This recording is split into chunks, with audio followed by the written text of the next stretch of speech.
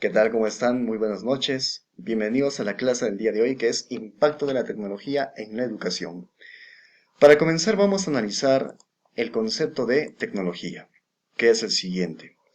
La Real Academia de Lengua Española define la tecnología como el conocimiento de teorías y de técnicas que permiten el aprovechamiento práctico del conocimiento científico a fin de mejorar la calidad de vida del ser humano. Dicho de otra manera, la tecnología no es ajena a la ciencia. O sea, el conocimiento realmente validado, comprobado, estudiado y profundizado, llevado a la práctica, hace, en este caso, posible la existencia de la tecnología. ¿Sí? Entonces, tecnología no es cualquier tipo de invención. Es la aplicación práctica con fines, en este caso, altruistas, porque busca mejorar la calidad de vida del ser humano, del conocimiento científico. ¿Sí? Bien, y pasemos un poco al concepto de educación. La educación posee muchas definiciones que son bastante amplias, bastante complicadas, bastante complejas también. Pero me ha gustado esta definición que me parece muy acertada, por cierto. Se define como el proceso complejo, cultural y humano que conforma un todo individual y supraindividual. Dicho de otra manera, la educación no solamente se limita a nivel personal, sino que se limita también a nivel de humanidad. ¿Sí? No es un proceso que sea solamente, digamos que de yo y punto. Es un proceso que nos implica a todos como sociedad, o sea, supraindividual, que va más allá del ser humano. Bien, consiste en la preparación y formación del ser humano para inquirir y buscar con sabiduría e inteligencia a fin de aumentar su saber y dar sagacidad al pensamiento. ¿A qué se refiere con sagacidad al pensamiento? Efectivamente, a romper los límites del conocimiento, al hecho de poder ampliar mi conciencia, ampliar mis parámetros mentales y a romper mis esquemas a fin de generar nuevos esquemas, como diríamos en este caso, construir cada vez un mayor conocimiento y perfeccionar mis propios saberes en aras de quién, de la sociedad.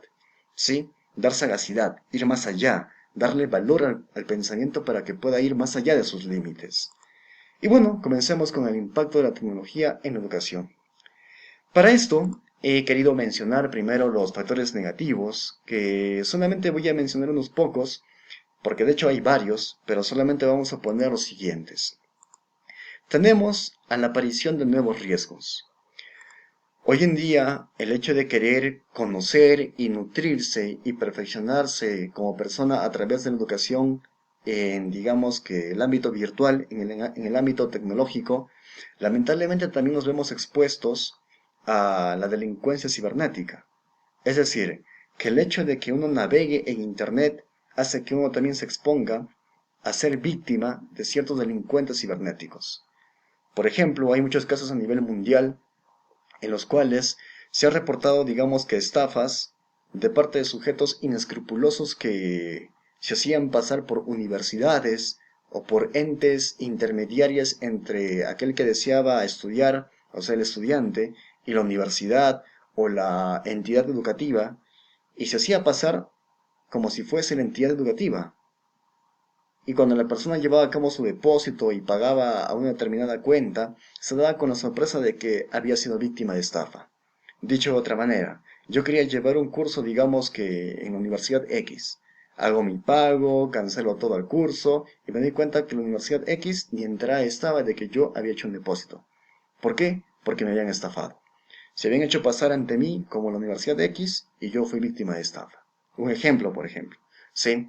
Y eso puede pasar. También pasa con el tema del phishing. El phishing, que es una modalidad de delincuencia cibernética en el cual te envía un correo que es un correo falso, un correo, digamos, tipo spam, y uno accede a ese correo y basta que haga unos cuantos registros de datos y automáticamente mi información se la roban.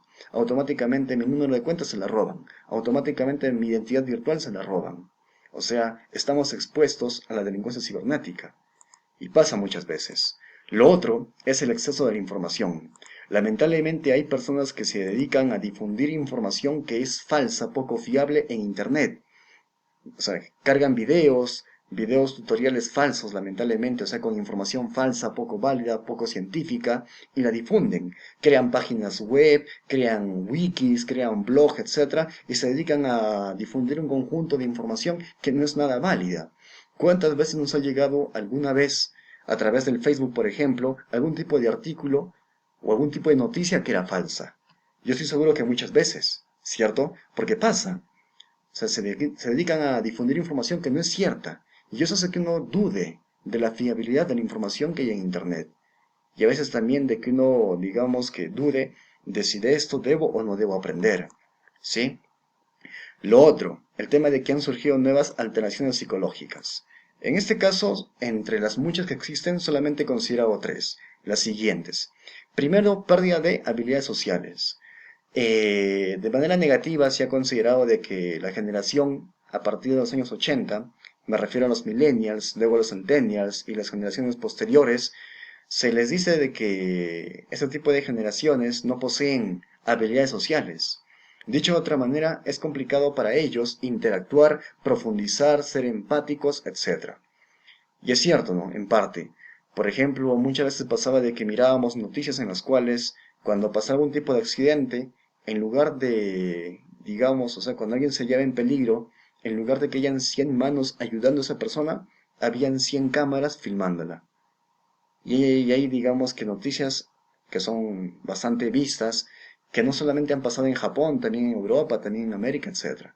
Y es algo que va pasando mucho con cierta parte de la población humana, de que se va perdiendo la capacidad humana, la capacidad de empatía, la capacidad de sociabilizar, la capacidad de resiliencia, que es una habilidad también, la capacidad de comunicarse asertivamente, etcétera. Motivo por el cual hoy en día se sabe de que las generaciones más nuevas son más vulnerables a la baja autoestima, al estrés y también al suicidio. No en vano las tasas de suicidio y de depresión cada vez se incrementan más. ¿Sí? ¿Por qué? Porque en lugar de que esa persona reciba un tipo de formación para la vida, simplemente digamos que esa persona no se dedica a cultivar esa parte importante que son las habilidades sociales, sino que se dedica o dedica gran parte de su tiempo a cosas nada productivas, sobre todo que puede acceder a través de Internet. Sí, aislamiento. Hay muchos casos, no solamente en nuestro continente, también en muchos otros continentes, en los cuales hay personas y jóvenes, incluso en Rusia, por ejemplo, de que ya cuando algo les pasa en la vida, como por ejemplo terminan con la pareja o no ingresan a la universidad, se aíslan. Y se aíslan justamente en el Internet, se aíslan en esas herramientas tecnológicas y no deciden volver a salir al mundo. Hay gente incluso que en Japón ha llegado a caer en un estado de coma, cuyo nombre no recuerdo en este momento, me parece que es el síndrome de Hikikomori, si mal no recuerdo, en el cual como que uno se desconectaba de sí mismo. Y cayó en un estado de coma, ¿por qué? Porque simplemente, digamos, llegó a tal grado de aislamiento a la sociedad y ya no quería volver a vivir. Y es como si uno conscientemente caería en ese estado de coma, cosa que es bastante crítica, por cierto. Sí, lo otro, la dependencia informática. Estar constantemente a través del celular ahí con WhatsApp, con el Facebook, con el Instagram, haciendo cosas nada productivas. Y esto pasa con muchos jóvenes, que dedican gran parte de su tiempo a hacer cosas nada productivas a través de esos dispositivos electrónicos. O sea, en lugar de llevar un curso o de empaparse de la gran fuente de información que hay en las plataformas virtuales, educativas, etc., simplemente se dedican a qué? A postear, a ver videos nada productivos, nada educativos, a compartir mensajes o fotos que no son tan, digamos, que necesarias en la vida. Sí es importante hacer eso, pero dedicar gran parte del tiempo del día solamente a eso y nada que ver a la educación, ahí estamos en un problema, que conlleva efectivamente alteraciones psicológicas, ¿no? Y finalmente en este caso mencioné y menciono al aprendizaje superficial. ¿A qué me refiero con esto? Al síndrome del plagio, al plagio digital. O sea, como tenemos ya una gran fuente de información, en la nube está colgado en los videos, están colgados los artículos, simplemente hago, digamos que, eh, clic al motor de búsqueda que puede ser Chrome, Firefox o Google, registro el tema que me han dejado de tarea, investigo alguno que otro, ni siquiera investigo, sino busco alguno que otro artículo, lo selecciono, pongo control C, control V y ya está. Edito mi información en una página Word y ya está mi trabajo. O sea, aprendizaje superficial. Plagio. Copio la información que otro ha subido al Internet, ha colgado en Internet y eso lo presento como si fuese mi trabajo. Y en lugar de investigar, simplemente copio, pego y ya está. Aprendizaje superficial. O me llega algún tipo de información, lo leo y ya pienso que es real. Ni siquiera lo he sometido a juicio crítico, ni siquiera he investigado profundamente en eso y ya creo que es real. Entonces caigo también en un tema de aprendizaje superficial. Motivo por el cual aquí la labor del docente es muy importante, porque el docente, además de ser guía, tiene que ser una fuente de información fidedigna y alguien que despierte capacidades en el estudiante, como por ejemplo la capacidad de juicio crítico, de análisis y de síntesis. O sea, hacer que el estudiante pueda despertar esa capacidad de estar ante una información y analizarla, someterla a juicio, desarrollar esa vena científica que todos tenemos para en este caso ver si esa información que me llegó realmente es válida, realmente es fiable. Y luego cuando investigué y me di cuenta de que realmente sí es así, de que es una información de fuentes fiables y fidedigna, recién la acepto y la asimilo y no me dejo llevar simplemente por lo primero que me aparece, ¿no? Sí, y ante todo esto hay que tener en cuenta lo siguiente, porque puede parecer pues de que la tecnología es mala, pero no, la tecnología no es mala. Los efectos negativos del empleo de la tecnología en la educación no nacen por sí mismas, sino del mal uso o abuso de las herramientas tecnológicas aplicadas a la educación. Dicho de otra manera, la tecnología no es mala. Es un recurso muy importante que podemos usar para potenciar la capacidad educativa que podemos dar a los estudiantes. O sea, nuestra capacidad pedagógica, por así decirlo. Entonces, el problema no está en la tecnología. El problema está en el mal uso que hacemos de ella. Por ejemplo, ¿no? En el tema de la delincuencia cibernética. Pues la delincuencia cibernética no nace por la tecnología, nace de la mala práctica de sujetos que emplean las redes informáticas y el Internet con fines de estafa y robo. Lo otro, el tema de la poca fiabilidad de la información que hay en Internet, nace de la proliferación de información falsa y del pseudo conocimiento que difunden fuentes antagónicas al espíritu científico. Efectivamente. ¿Sí? Lo otro, el aprendizaje superficial nace de la mediocridad propia de ciertos entes que solo buscan la comodidad y facilidad en lugar de profundizar en el conocimiento, en lugar en este caso de tener una vena científica que pueda investigar, profundizar, nutrirse, empaparse de ese conocimiento que está ahí. Pero no, pues como no quiero hacer eso, me dedico a lo más cómodo que es copiar, pegar y punto. O me llega la información, ya veo esto, lo leo, ya me parece que es real, punto, creo en eso. No, no debe ser así. ¿Sí?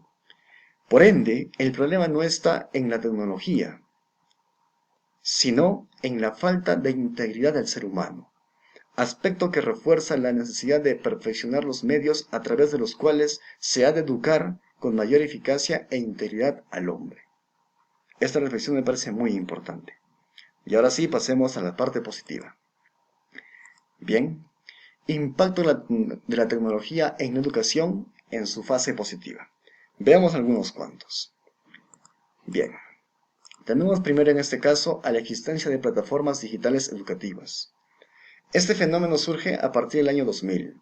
Si bien es cierto sabemos de que en los años 60 el Internet ya es creado, por así decirlo, y va cogiendo mayor fuerza, mayor uso en los años 70, en los 80, en los 90, pero no es a partir del año 2000 y de los 90 cuando se da el boom de la era digital. O sea, más que nada en el año 91, cuando se crea la World Wide Web, o sea, la WWW, en este caso es que el Internet se hace masificante y se hace de fácil acceso y utilidad para gran cantidad de la población mundial. Y ahí pasaron algunos pocos años nada más, en los 90 se crearon una suerte, digamos, de bocetos de plataformas educativas digitales. Pero en los años 2000, estos ya nacen como hoy en día los conocemos, como una gran herramienta educativa a nivel mundial. ¿Sí? Y estas plataformas educativas digitales efectivamente llegan a gran cantidad de la población mundial.